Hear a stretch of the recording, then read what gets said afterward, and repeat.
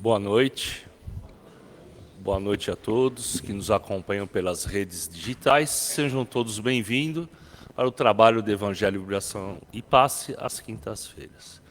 Hoje, então, nós vamos ter a nossa amiga e companheira Vilma Capobianco, que vai falar sobre o Evangelho e a mulher. Ela também fará a leitura do Evangelho segundo o Espiritismo e a mensagem. A prece inicial e final, a Marisa Mizuno. A vibração do passe por mim, Marcelo Volê. E a vibração da água, com a nossa querida Vera Tchocola.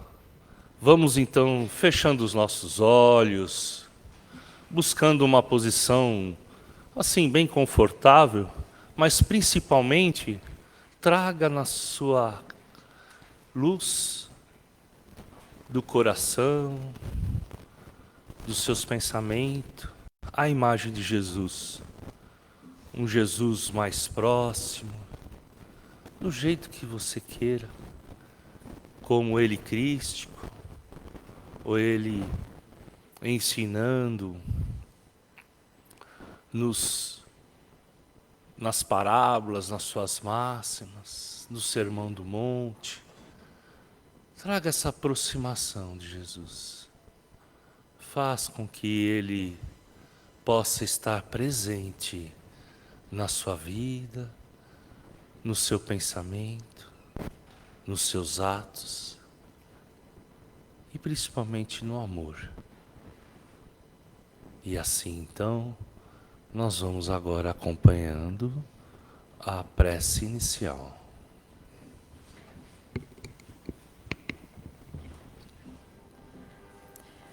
Mestre Jesus, abençoa o nosso encontro, nos cubra com a sua luz, com a sua paz, envolva a nossa querida Vilminha, para que as suas palavras toquem o coração de cada um de nós e para que sejamos capazes de entender as tuas lições e a seguir o teu exemplo.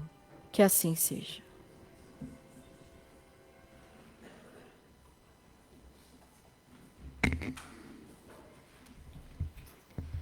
Boa noite, amigos. Sempre um prazer estar aqui para a gente conversar um pouquinho sobre os ensinamentos de Jesus. Como eu costumo dizer, sempre atuais e tão esquecidos por nós, né? Dando continuidade, então, à programação do nosso trabalho, nós vamos discutir, refletir sobre a lição 93 do livro Pão Nosso, de Emmanuel, na psicografia de Chico Xavier. O tema da noite é o Evangelho e a mulher. Para dar início a esse tema, vamos à leitura do Evangelho, no capítulo 10, Bem-aventurados os que são misericordiosos, item 13. Aquele que estiver sem pecado, lhe atire a primeira pedra, disse Jesus. Esta máxima faz da indulgência um dever, porque não há ninguém que dela não tenha necessidade para si mesmo. Ela nos ensina que não devemos julgar os outros com mais severidade do que julgaríamos a nós mesmos, nem condenar no outro o que nos desculpamos em nós mesmos. Antes de censurar uma falta de alguém, vejamos se a mesma reprovação não pode recair sobre nós. E a mensagem, na verdade, é um pensamento de Paulo de Tarso, retirado da sua epístola aos Efésios, pensamento este que introduziu toda a reflexão de Emmanuel no capítulo O Evangelho e a Mulher. Diz Paulo: assim devem os maridos amar as suas próprias mulheres, como os seus próprios corpos. Quem ama a sua mulher, ama-se a si mesmo. Nós sabemos, amigos, que desde há muito tempo da antiguidade, a posição da mulher dentro da sociedade era submissa. A mulher tinha duas únicas funções: cuidar do lar e a educação dos filhos. E era totalmente dependente, primeiro do pai, depois do marido. Marido este, que era escolhido pelo pai. de acordo com as suas questões sociais, afinidades políticas, questões econômicas. Não raras vezes, a mulher conhecia o seu esposo na hora do casamento. Não tinha nenhum tipo de relação com ele. A mulher só entrava para a história se ela fosse responsabilizada pela queda moral de algum homem. Por exemplo, a Eva foi responsabilizada pelo pecado, entre aspas, original. Ela que conduziu Adão para comer o fruto proibido. É isso que diz a história. A esposa de Lot virou estátua de sal, porque ela se recusou a sair de Sodoma, ou seja, da vida material para a vida espiritual. Também entrou para a história, não é? Rebeca, a esposa de Isaque, instigou o seu filho Jacó a mentir para o pai e conseguir a bênção de progenitura do irmão mais velho, causando uma intriga entre os irmãos que fez Jacó fugir, e só muito tempo depois eles se reconciliaram.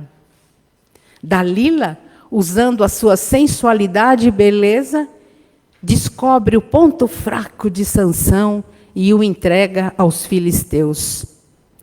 Todas essas mulheres, esses exemplos de mulheres que entraram para a história, causaram, teoricamente, a queda moral dos seus homens, da sociedade em que viviam. Essa sociedade patriarcal, onde o homem resolvia tudo, questões políticas, sociais, religiosas, financeiras, tudo o homem que tinha que resolver. E a mulher só dizer amém. Aí vem Jesus. Jesus chega e vai absolutamente na contramão dessa visão da mulher. Primeiro, ele começa enaltecendo a beleza da mulher e a sensibilidade, a capacidade de amar, começando pela maternidade, que era exclusivo da mulher. Aí ele mostra, na sua tarefa messiânica, que as mulheres tinham capacidade, por conta da sua sensibilidade, de compreender, raciocinar e aplicar os seus ensinamentos da Boa Nova com muito mais facilidade do que os homens, porque elas eram mais sensíveis. Então, muitas mulheres acompanharam Jesus no seu messianato. Nós podemos citar aqui Joana de Cusa. Joana de Cusa, quando descobre o cristianismo, se encanta. Mas, por amor ao marido, ela retarda a sua tarefa cristã e só depois ela mostra a sua coragem e indulgência na hora do sacrifício com seus algozes e o seu próprio filho. Maria de Magdala, ela viveu na íntegra o amar ao próximo como a si mesmo. Ela entendeu direitinho o que Jesus queria dizer com isso. E transformou a sua vida numa única encarnação, o que qualquer pessoa levaria milênios. Ela entendeu o significado do amor. A mulher adúltera, aquela mulher que nem tem nome no Evangelho, que Jesus salvou da morte e que aprendeu, com o exercício do perdão, primeiro a perdoar-se a si mesma, porque de fato ela tinha errado, mas depois perdoar aqueles que a induziram ao erro e viver uma vida de amor e doação. Maria, a irmã de Lázaro, mostrou que a mulher não foi feita só para trabalhos domésticos. Ela podia compartilhar dos ensinamentos do Cristo, Porque quando Jesus ia na casa de Lázaro com os discípulos, e a vizinhança toda ia escutar a sua fala, os seus ensinamentos, ela largava tudo que ela estava fazendo e ficava lá, sentadinha, olhando, compartilhando, prestando atenção e participando daquele evangelho que Jesus fazia na casa de Lázaro. A gente tem a samaritana que Jesus encontrou lá no poço, humilhada por todos.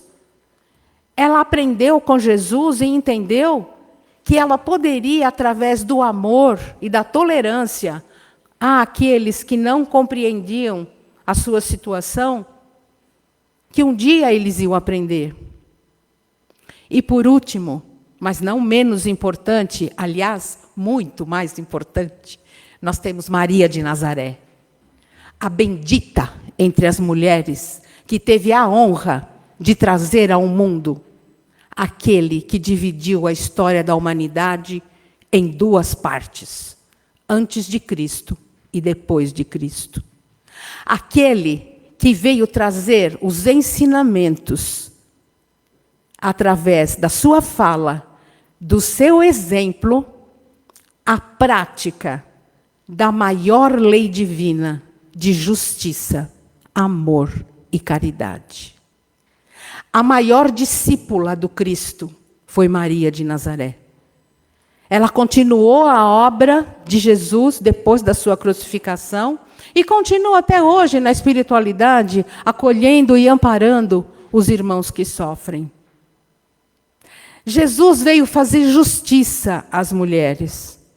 Jesus veio mostrar que nós, como seres humanos, temos direito às mesmas oportunidades de progresso, de evolução e de crescimento. Nós não podemos esquecer, meus amigos, que dependendo da nossa trajetória terrena ou da nossa trajetória espiritual, ora encarnamos como homens, ora encarnamos como mulheres. O que nos compete não é o braço de ferro para ver quem é mais forte ou para ver quem é melhor. O que nos compete é viver da melhor maneira possível a experiência que se apresenta diante de nós. Este é o nosso papel. Jesus veio equiparar os valores, veio equiparar as oportunidades para todos. Ninguém é mais do que ninguém. Diante da lei divina, somos todos iguais, porque somos todos irmãos. Somos filhos do mesmo Pai. Então, todos nós devemos o respeito a cada um que cruzar os nossos caminhos. Então, meus amigos, essa lição de Emmanuel não é para enaltecer a mulher, é para fazer justiça entre homens e mulheres, para traçar o ponto de união, de igualdade, porque a caminhada tem que ser feita pelos dois, não é por um ou pelo outro, porque cada um tem a sua tarefa no mundo em que nós vivemos. Então, o que a gente precisa ter em mente? Que Jesus possa abençoar os homens e mulheres de boa vontade, que diuturnamente, no seu dia a dia, procuram fazer deste um mundo mais justo, um mundo mais fraterno e mais feliz, através da prática do amor que Jesus ensinou para todos nós. Muito obrigada pela atenção.